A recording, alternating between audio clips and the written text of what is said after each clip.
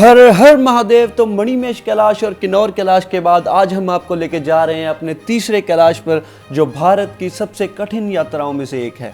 ऐसी मान्यता है कि इसी स्थान पर भगवान विष्णु जी ने भस्मासुर का संहार किया था। और आज हम आपको लेके जाने वाले हैं उस शिखर पर जहां भीम ने स्वर्ग के लिए सीढ़ियां बनाई थी और जहां 75 फीट ऊंचे शिवलिंग है, जिसमें स्वयं देवों के देव महादेव का वास है। जी हाँ, आज हम आपको लेके जा रहे हैं श्रीखंड कैलाश। तो हमने अपने सफ़र की शुरुआत की रिकांगपिओ से और यहाँ से बस ली रामपुर के लिए, क्योंकि हम अभी किन्नौर कैलाश की यात्रा करके लौट रहे थे। अगर आप दिल्ली या चंडीगढ़ से आ रहे हैं तो आपका रूट रहेगा दिल्ली से चंडीगढ़, और वहाँ से शिमला होते हुए आप पहुँचेंगे रामपुर, और रामपुर से जाएंगे जाऊँ बेस कैंप के लिए, और जो आपका पूरा सफ़र 520 किलोमीटर का रहेगा। तो सुबह अर्ली मॉर्निंग हम रामपुर पहुँच गए थे। उसके बाद हमें एक दोस्त के घर जाना था, क्योंकि 2 यात्राएँ करने के बाद हमारे पूरे कपड़े ख़राब हो चुके थे।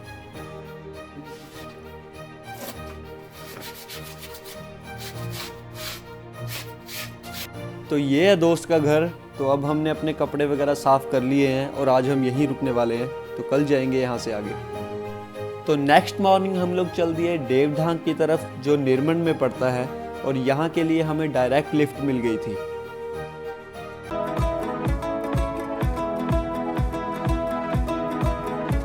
तो यहाँ से रास्ता जाता है शिव मंदिर देवढांग के लिए, और रोड के ऊपर ही आपको इसका बोर्ड भी दिख जाएगा। और यहाँ से 3 किलोमीटर आगे पड़ता है निर्मंड, और मंदिर तक जाने के लिए आप बाय कार भी जा सकते हो, और अगर आप पैदल जाना चाहते हैं तो उसके लिए यहीं से एक शॉर्टकट भी है। तो हमने चूज़ किया ये शॉर्टकट का रास्ता, जहाँ से हमें 1-1.5 किलोमीटर नीचे की तरफ उतरना था। तो ये आ गया है मंदिर का गेट, और यहाँ से कुछ सीढ़ियाँ उतरने के बाद हम लोग मंदिर में पहुँच जाएंगे। तो फाइनली हम पहुँच गए हैं देवढांग मंदिर में। ऐसी मान्यता है कि यहाँ से दर्शन किए बिना आपकी श्रीखंड महादेव की यात्रा अधूरी मानी जाती है, तो यहाँ पर दर्शन करना अनिवार्य है। ये पूरा मंदिर गुफा के अंदर बना हुआ है, और ये बैठे हैं हमारे महादेव।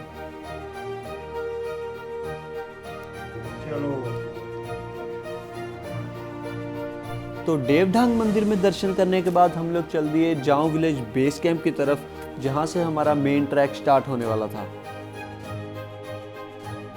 तो फाइनली हम पहुंच गए हैं जाऊं बेस कैंप, और अगर आप लोग यहां इवनिंग में लेट पहुंचते हो तो यहां पर स्टे ऑप्शंस भी है। एक रूम का प्राइस रहता है 700 से 900 रुपए तक। ये जो आप पीछे रोड देख रहे हैं, पहले यहाँ पर एक छोटा सा ट्रैक हुआ करता था, लेकिन गवर्नमेंट अभी सिंहगढ़ तक रोड बना रही है, जो कि यात्रियों के लिए पहला पॉइंट है।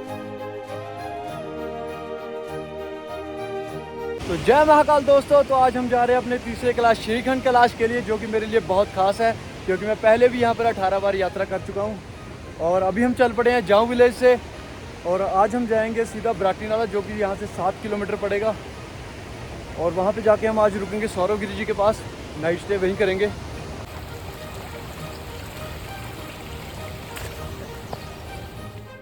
श्रीखंड कैलाश का टोटल ट्रैक 70 किलोमीटर का है, 35 किलोमीटर वन वे, और ये ट्रैक काफ़ी मुश्किल है।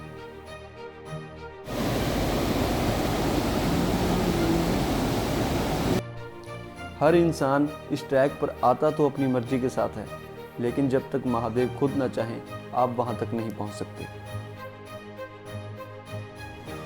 ये ट्रैक जितना डेंजरस है उतना ही खूबसूरत भी है। काफ़ी आगे तक आप इस नदी के साथ साथ चलते हुए जाएंगे। इस ट्रैक पर आपको काफ़ी वैरायटी ऑफ फ्लावर्स देखने को मिलते रहते हैं। श्रीखंड महादेव का ट्रैक ऑफिशियली 15 दिनों के लिए ही ओपन किया जाता है, और इस ट्रैक पर हम आपको पूरी जानकारी देंगे कि आपको ये ट्रैक कब और कैसे करना चाहिए, और आपको इस ट्रैक पर किन किन बातों का खास ध्यान रखना है, क्योंकि ये ट्रैक काफ़ी ट्रिकी है। हम आपको यही रिकमेंड करेंगे, जब तक आपको इस ट्रैक के बारे में पूरी जानकारी ना हो आप इस ट्रैक पर मत आइए। तो सिंहगढ़ के रास्ते में आपको ऐसे पुराने घर देखने को मिलते रहते हैं, और उससे आगे पूरा जंगल का एरिया शुरू हो जाता है, जो कि अभी भी 1-1.5 किलोमीटर बचा हुआ था।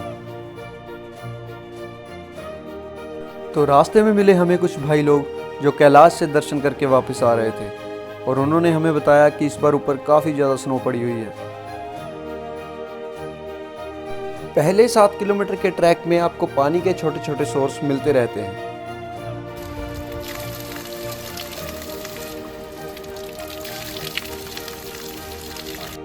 अभी हम लोग पहुंचने वाले हैं पहले पड़ाव पर, जो जाओ बेस कैंप से 3 किलोमीटर की दूरी पर है। हमने इस यात्रा को ऑफिशियल टाइम से कुछ दिन पहले शुरू किया था, इसीलिए अभी यहाँ पर उतनी सुविधाएं नहीं हैं। लेकिन अगर आप ऑफिशियल यात्रा टाइम में यहाँ पर आते हो तो आपको यहाँ पर लंगर और गवर्नमेंट की तरफ से मेडिकल सुविधा फ्री ऑफ कॉस्ट मिलती है। तो फाइनली हम पहुँच गए हैं सिंह घाट, और यहाँ पर महादेव का एक मंदिर बना हुआ है जिसके दर्शन करके यात्री अपने आगे का सफर शुरू करते हैं। इस जगह पर होता है आपका मेडिकल और रजिस्ट्रेशन, जिसमें आपकी पूरी बेसिक डिटेल्स, एड्रेस सब कुछ नोट किया जाता है, जिसकी फीस 100 रुपये रहती है। उसके बाद ही आपको यहाँ से आगे जाने की परमिशन दी जाती है। हमारा अगला पड़ाव है बराती नाला, जो यहाँ से 4 किलोमीटर की दूरी पर है। कुछ ही दिनों में यात्रा ऑफिशियली शुरू होने वाली है और लोकल लोग यात्रियों की सुविधा के लिए टेंट लगा रहे थे। यहाँ से आगे का रास्ता कुछ ऐसा है, और ये वाला पैच काफ़ी डेंजरस है, और ख़ासकर बारिश के मौसम में ये और भी भयंकर हो जाता है स्लिपरी की वजह से। तो आपको यहाँ से आगे काफ़ी ध्यान से उतरना है।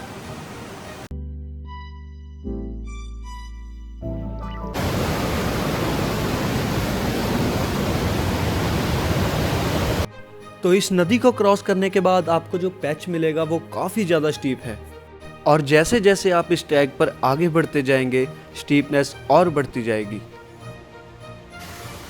ये चला मेरा भाई पानी पीने, पहले ये पिएगा फिर हम पिएंगे।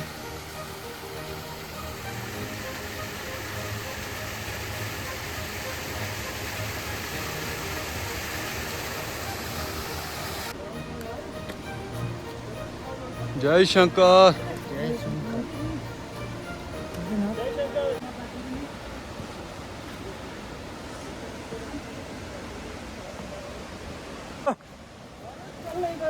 पिछे हो जा सोनिए साडी रेल गड्डी आई, पिछे हो जा सोनिए साडी रेल गड्डी आई।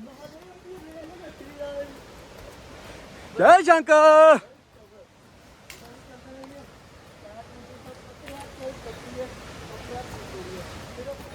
श्रीखंड महादेव का ट्रैक 2 साइड से हो सकता है, एक जाऊं विलेज से जहां से हम कर रहे हैं, और दूसरा है फांचा साइड से।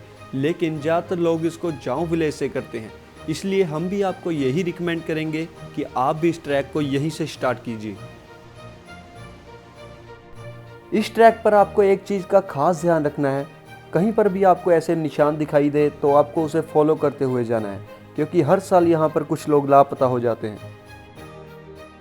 फाइनली हम पहुंचने वाले हैं बराती नाला, जो कि दूसरा पड़ाव है, और पहले यहाँ पर पत्थरों का रास्ता हुआ करता था जिस पर से गिर के काफ़ी यात्रियों का नुकसान हुआ, और अभी यहाँ पर सौरभ गिरी जी ने सीढ़ियाँ बनवा दी हैं, जिसकी वजह से ये रास्ता काफ़ी स्मूथ हो गया है। तो चलिए चलते हैं नीचे की तरफ।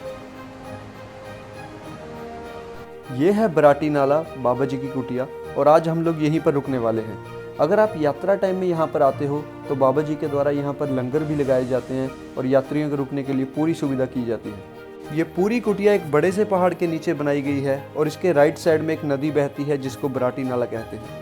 यहाँ पर हमने बाबा जी के साथ चाय भी पी और कुछ देर यहीं विश्राम किया। बाबा जी के द्वारा आपका यहाँ पर एक बार फिर से रजिस्ट्रेशन किया जाता है। कुछ देर यहाँ बैठने के बाद बारिश स्टार्ट हो गई और सनसेट भी होने ही वाला था। फिर हम लोग आ गए कुटिया के अंदर, और यहाँ पर हमने बाबा जी के साथ आरती भी की।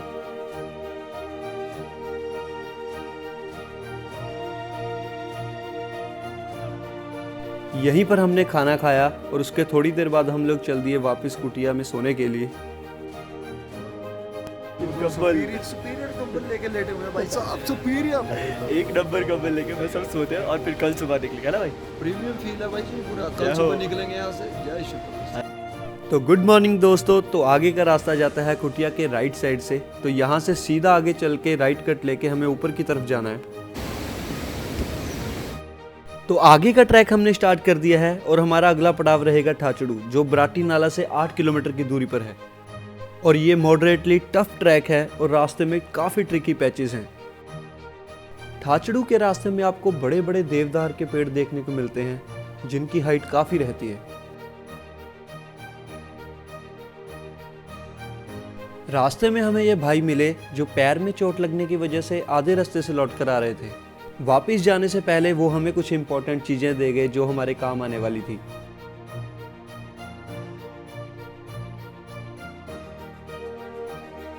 तो यहाँ पर चल रही है टेंट लगने की तैयारी। यात्रा टाइम तक आपको काफ़ी जगह रुकने के लिए टेंट मिल जाएंगे।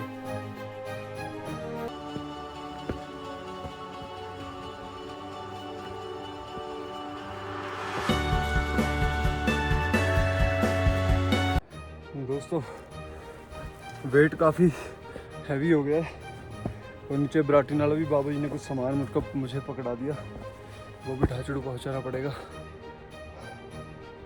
ठाचड़ू के पूरे रास्ते में खड़ी चढ़ाई है और वहां तक पहुंचने में 7 से 8 घंटे लग जाते हैं। ये रास्ता बहुत मुश्किल है। 70% लोग इसी रास्ते से वापस चले जाते हैं। जैसे जैसे आप आगे बढ़ेंगे ये रास्ते और मुश्किल होते जाते हैं।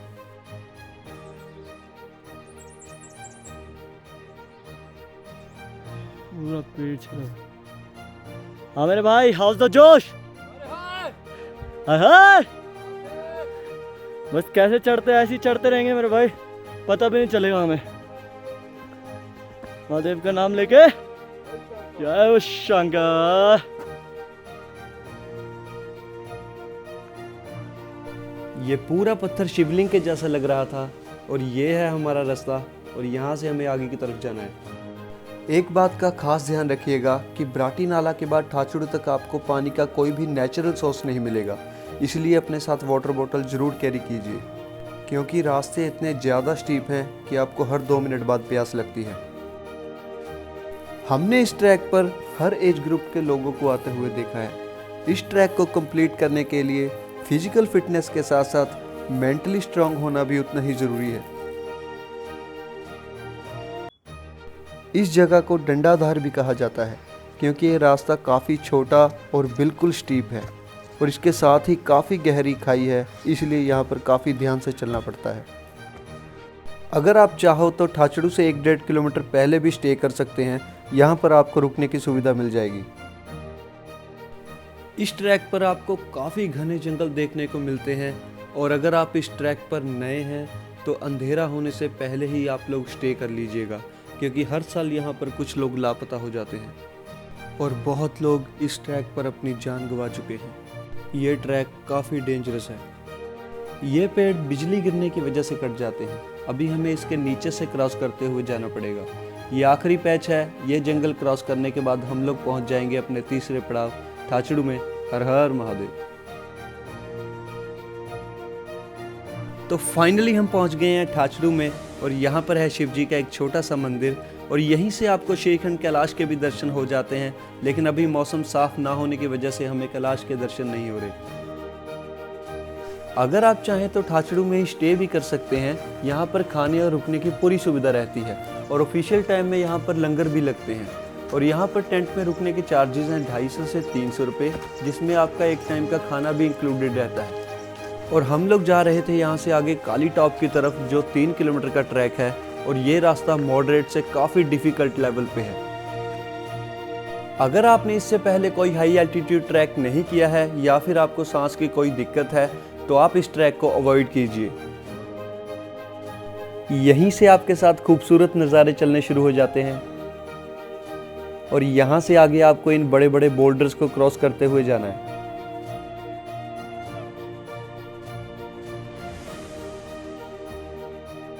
रास्ते में चलते चलते आपकी बॉडी आपका साथ छोड़ देगी। बस महादेव का नाम लेके ही आप आगे बढ़ते रहिए। इस ट्रैक पर वेदर बहुत जल्दी चेंज होता रहता है, कब धूप कब बारिश आ जाए कुछ पता नहीं रहता। तो अभी हमें वो सामने वाली टैरन से होते हुए आगे जाना है। जय शंकर। कैसी हुई यात्रा? यात्रा सर बढ़िया। आप ये सब लेके जा रहे हो? हाँ हमारा सार हम मतलब मणिमहेश किया, किन्नौर कैलाश किया, अब फिर श्रीखंड। ओह, 5 कौन सी की 5 टिप्पणी? यस। वाह, जय शंकर। आपके भी बहुत अच्छे दर्शन होंगे। जय बोलो जय शंकर। अच्छा, आप त्रिशूल लेके घूम रहे हो भाई। जय बोले की भाई। अरे चढ़ा के आएंगे ना। नहीं नहीं, ये 5 कैलाश 5 केदार लेके जाऊंगा इसको। अच्छा अच्छा ठीक है ठीक है ठीक है जी, जय शंकर। जय शंकर।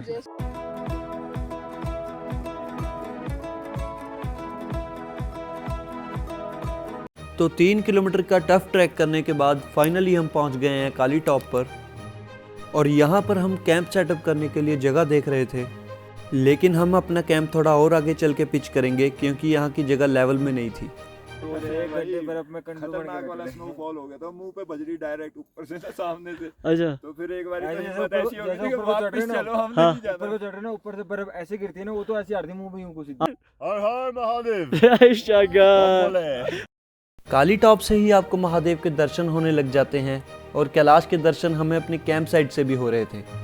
और यहाँ से इवनिंग का व्यू कुछ ऐसा था। थोड़ी ही देर में सनसेट होने वाला था, उससे पहले हमने अपना कैंप सेटअप करना शुरू कर दिया।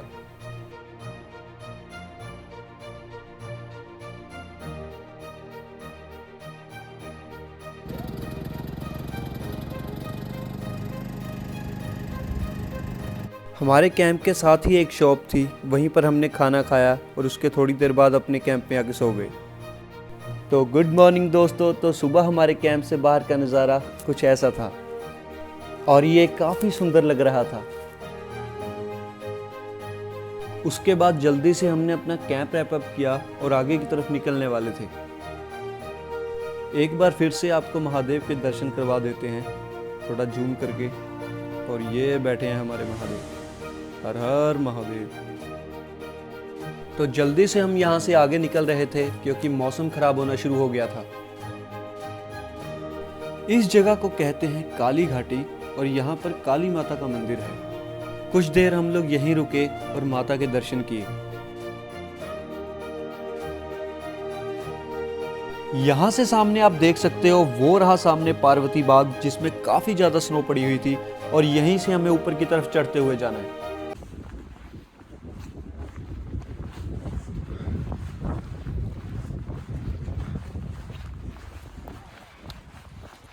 तो अभी हम लोग चल दिए हैं आगे की तरफ और काली घाटी से अगला पड़ाव है भीमतलाई, जो कि पूरा डिक्लाइन में है।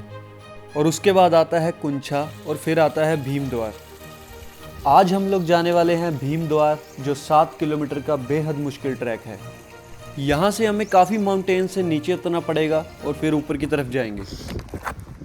श्रीखंड महादेव की यात्रा इतनी लंबी है कि आपको इसे पूरा करने में 4 से 5 दिन लग जाते हैं और ये वाला पूरा एरिया किसी ग्रीनलैंड से कम नहीं लगता।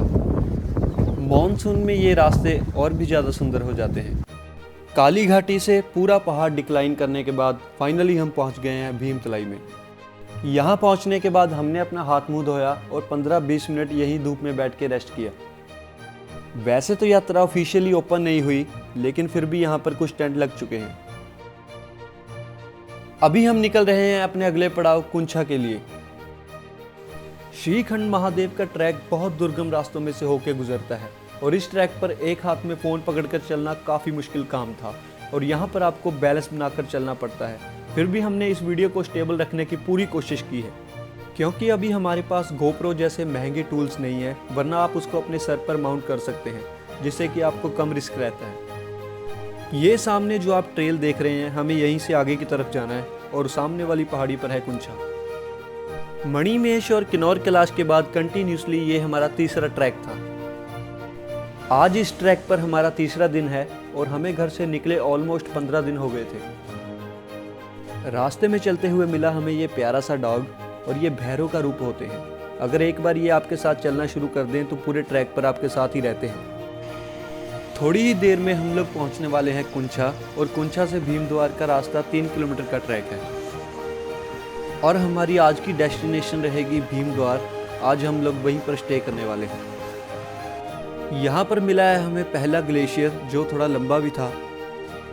और ऐसे ग्लेशियर वाले रास्ते थोड़े ट्रिकी होते हैं, जहाँ से आपको काफ़ी ध्यान से चलना पड़ता है, क्योंकि अगर आपका पैर यहाँ से फिसला तो आप सीधा नीचे जाएंगे और आपको चोट लग सकती है। जैसे जैसे आप इस ट्रैक पर आगे बढ़ते जाएंगे, स्टीपनेस और बढ़ती जाती है और यहाँ से आगे का रास्ता आप देख सकते हो कितना ज़्यादा स्टीप है। पांडव यहाँ पे अपने अज्ञातवास के दौरान बहुत सालों तक रहे और महादेव की उपासना की, इसलिए काफ़ी जगह के नाम भीम के नाम पर है। और अब आपको बताते हैं श्रीखंड महादेव की पौराणिक मान्यता के बारे में। भस्मासुर नाम का एक राक्षस हुआ करता था। उसने बहुत समय तपस्या करके महादेव से ये वरदान लिया कि वो जिसके सर पर भी हाथ रखे वो भस्म हो जाए। महादेव ने उसकी ये तपस्या से खुश होकर उसे ये वरदान दे दिया, लेकिन उसमें घमंड आ गया और वो महादेव के ही सर पर हाथ रखने चला था। जहाँ पर हम आपको इससे पहले लेकर गए थे देवडांग मंदिर में, बोला जाता है कि महादेव वहाँ से अंतर ध्यान होकर श्रीखंड के टॉप पर चले गए थे और वहाँ उस शिला में प्रवेश कर गए जिसे श्रीखंड महादेव कहते हैं, जहाँ साक्षात महादेव का वास है। उधर विष्णु भगवान ने मोहिनी का रूप धारण किया और भस्मासुर से उसका हाथ उसके सर पर रखवाकर उसे भस्म कर दिया। यहाँ से हम स्ट्रेट नीचे की तरफ उतरेंगे। इस ट्रैक पर आपको कुछ ऐसे रास्ते मिलेंगे, अगर आपने अपना पैर ध्यान से ना रखा तो आप उस गलती का नुकसान चुका नहीं पाएंगे। यहाँ पर बहुत जल्दी मौसम चेंज होता रहता है और अभी पूरे रास्ते में धुंध हो गई थी।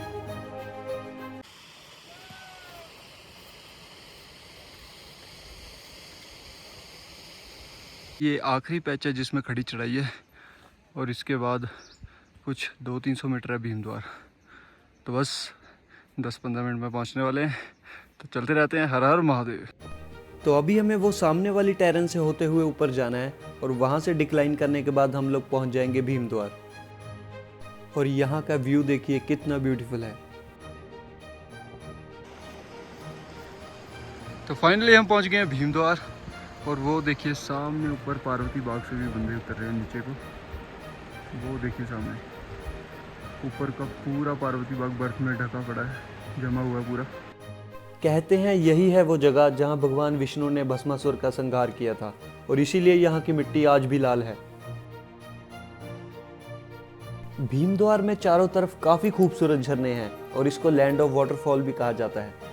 और अगर आप भीमद्वार इवनिंग में लेट पहुंचते हैं तो हम आपको यही रिकमेंड करेंगे कि आप लोग यहीं पर स्टे कर लीजिए, क्योंकि पार्वती बाग में स्टे ऑप्शंस बहुत कम रहती हैं। और इस टाइम पे पार्वती बाग में इतनी ज़्यादा स्नो है कि वहाँ पर टेंट लगने का कोई चांस नहीं है, इसीलिए हम भी अपना टेंट यहीं पर लगाने वाले हैं। तो फाइनली हमने अपना पूरा कैंप सेटअप कर लिया है और यहाँ पर और भी काफ़ी सारे टेंट लगे हुए थे और ये था हमारे कैंप से बाहर का नज़ारा। रास्ते में हमें कुछ भाई लोग मिले थे, अभी हम उनके टेंट में बैठे हुए थे। थोड़ी देर में हम खाना बनाएंगे। देखो जी, पता नहीं क्या ही बनाता। सूप ਦੇ ਵਿੱਚ मैगी मिक्स करती, नमक मिर्च साढ़े वा है नहीं, बाकी ਦਾ ਹੁਣ खा के पता लगूगा फिर खाना खाने के कुछ देर बाद हम लोग सो गए। तो गुड मॉर्निंग दोस्तों, तो अभी हम निकल रहे हैं भीमद्वार से और यहाँ से अगला पड़ाव रहेगा हमारा पार्वती बाग। भीमद्वार से पार्वती बाग 2 किलोमीटर का ट्रैक है और हम आपको यही रिकमेंड करेंगे कि आप अपनी यात्रा सुबह 3 या 4 बजे से ही शुरू कीजिए, ताकि आपको 10 या 11 बजे तक दर्शन हो जाएं, क्योंकि उसके बाद मौसम कभी भी ख़राब हो सकता है और कई बार मौसम इतना ज़्यादा बिगड़ जाता है कि आपको इतने पास से भी अच्छे से दर्शन नहीं हो पाते। और यहाँ पर देखिए ये ग्लेशियर कितना स्टीप है। ये जो झरना आप देख रहे हैं ये काफ़ी सुंदर है और इसको पार्वती झरना भी कहते हैं। और ये जा रहे हैं हमारे सारे भाई लोग। पार्वती बाग की चढ़ाई काफ़ी मुश्किल है और स्नो के रीज़न से ये रास्ता और भी ज़्यादा टफ हो गया था। वैसे तो इस रास्ते में काफ़ी फ्लावर्स देखने को मिलते हैं, लेकिन अभी हैवी स्नो की वजह से हम आपको नहीं दिखा पा रहे, अदरवाइज़ ये पूरा एरिया वैली ऑफ फ्लावर जैसा दिखता है। हमारा आज का दिन बहुत इम्पोर्टेंट और बहुत लंबा होने वाला था। यहाँ से आप अंदाज़ा लगा सकते हो कि ये रास्ता कितना ज़्यादा स्टीप है। बस महादेव का नाम लेके आपको आगे बढ़ते जाना है।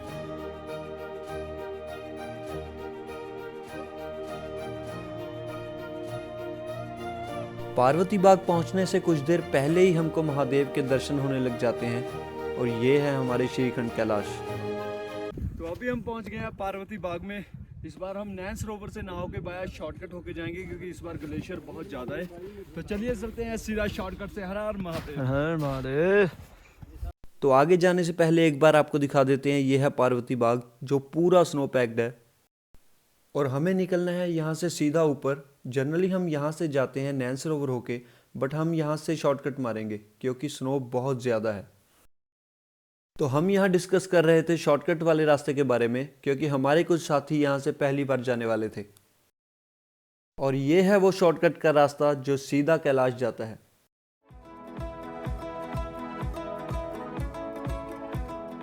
ये वाला रास्ता बिल्कुल 80 डिग्री स्टीप है और ये काफ़ी डेंजरस है।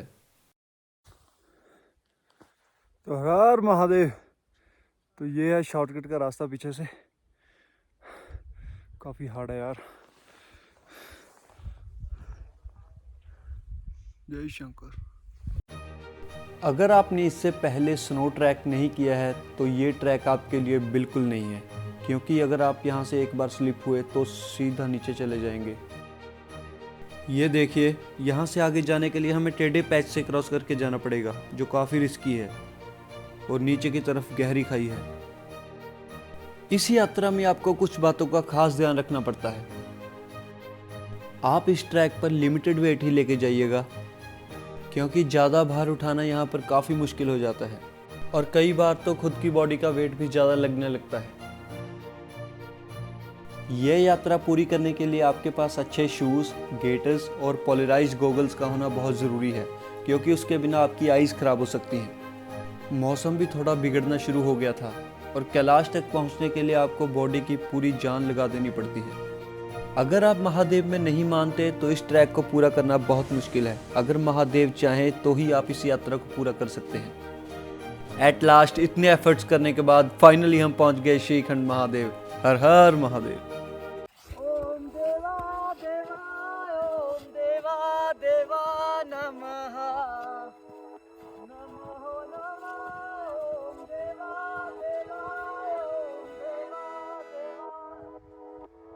जय शंभु श्रीखंड महादेव।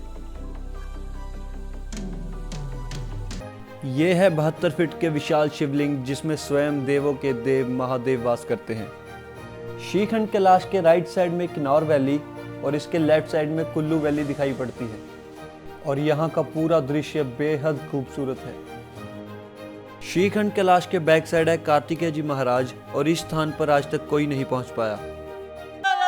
वीर बजरंगे हर हर महादेव। हर हर महादेव। हमारे पास पीने का पानी नहीं बचा था, इस करके ऐसी बर्फदाही पानी बना के पी रहे थी। महादेव की कृपा से मेरी 19वीं श्रीखंड कैलाश की यात्रा पूरी हुई। हमें यहाँ पर बैठे ऑलमोस्ट 3 घंटे हो गए थे, और कैलाश पर वक्त इतना जल्दी गुजरता है कि आपको पता भी नहीं चलता। तो जाने से पहले एक बार फिर से महादेव के दर्शन कर लेते हैं और आपको भी करवा देते हैं। नीचे से तूफान आना शुरू हो गया था, और अब हमें जल्दी से उतरना पड़ेगा। दोपहर के 3 बज गए थे, और यहाँ से हमने डिक्लाइन करना शुरू किया।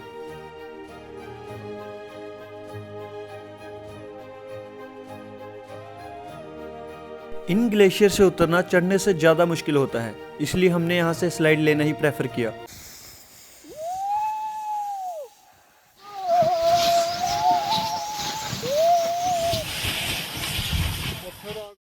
अगर आप अपनी बॉडी पे कंट्रोल रख सकते हो तो ही आप यहाँ से स्लाइड लीजिएगा।